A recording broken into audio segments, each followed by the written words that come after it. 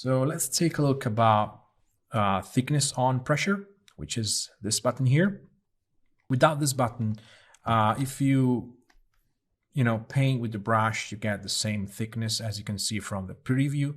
You can see the preview of the brush if you press tab.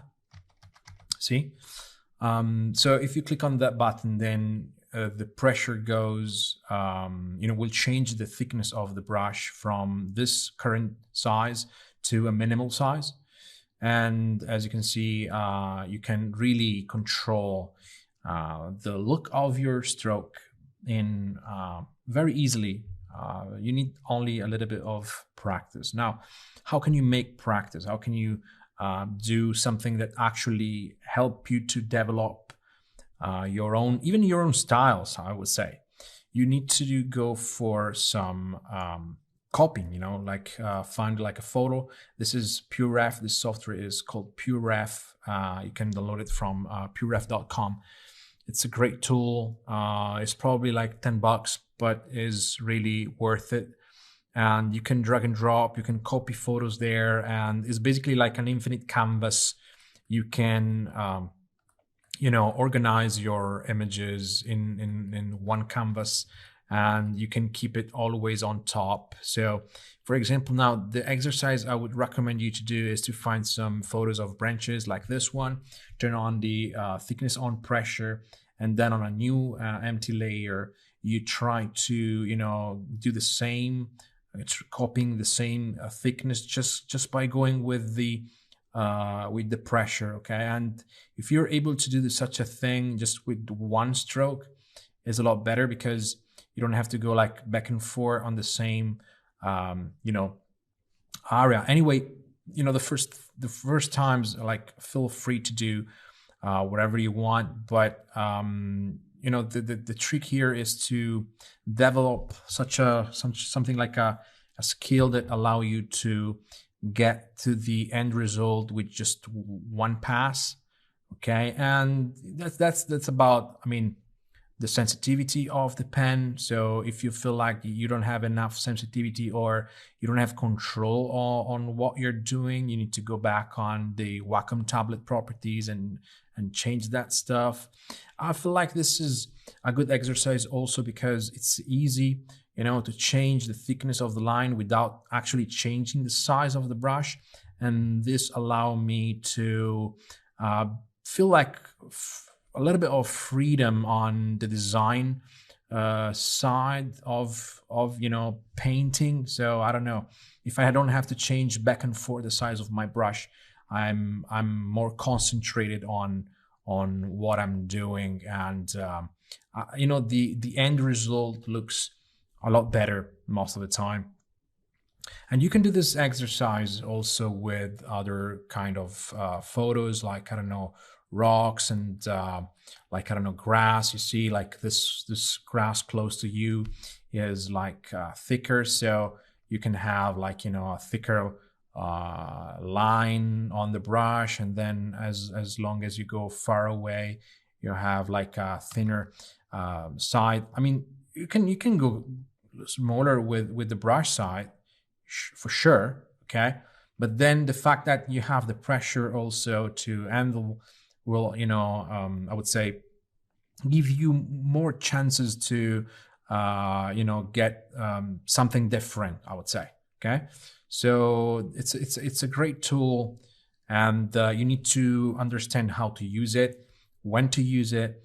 And for example, if you want to make like a square, okay, let's say that you have to make a square and you have to paint a square, you can just paint the square, then fill it. But you see is there's some problems here, so you can pick the other color and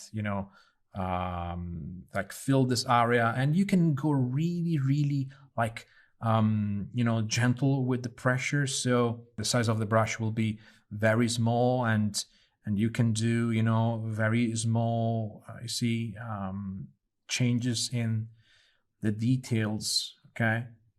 And this is incredibly useful, since you don't have to change the size or the type of brush every 2 seconds.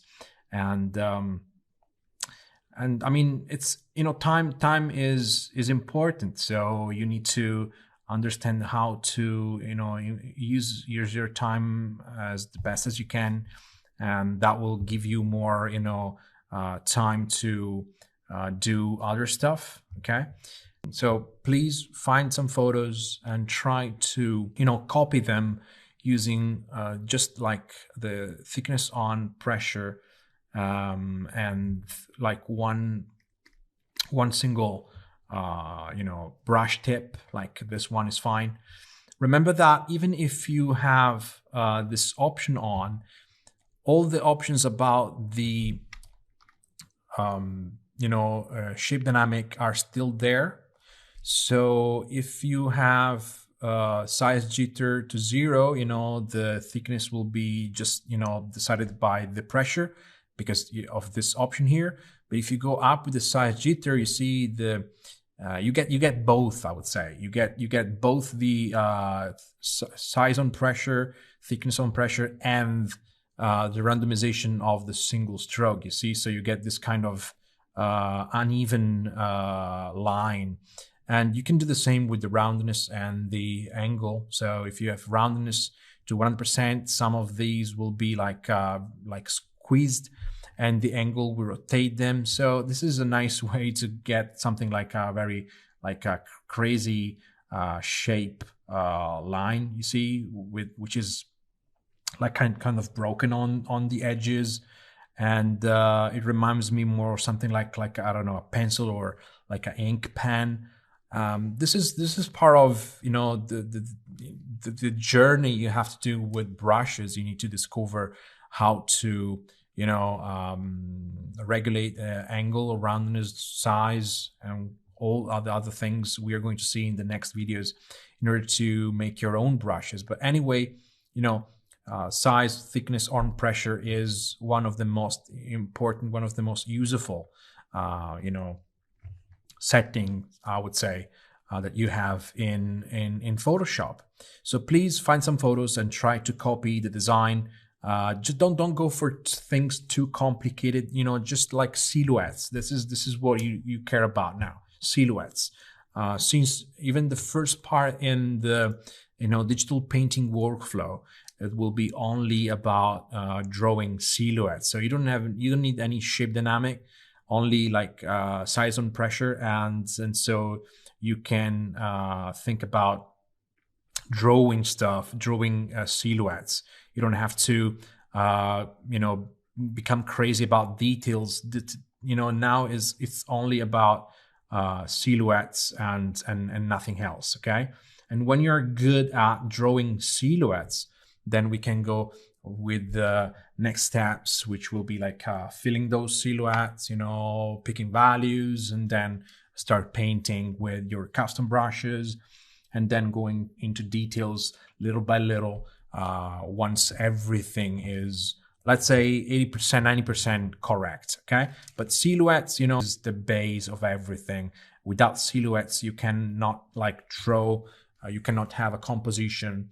And to make nice silhouette, thickness on pressure is cool, because it gives you also the ability to tell, okay, this area here is a little bit like in shadow, so maybe it's a little bit thicker, or maybe this is, I don't know, something like more far away than some other things, so it's like thinner, and that's it. So you need to learn how to use thickness to immediately let people understand, or maybe yourself understand what you're doing. Maybe you have, I don't know, you have some shadows, and if you have some thickness, it will help a lot. And or even maybe because you need to fill an area, and so if you just press more, you get that area filled without changing tool or without changing brush, and that's really time saving, and it will help you a lot.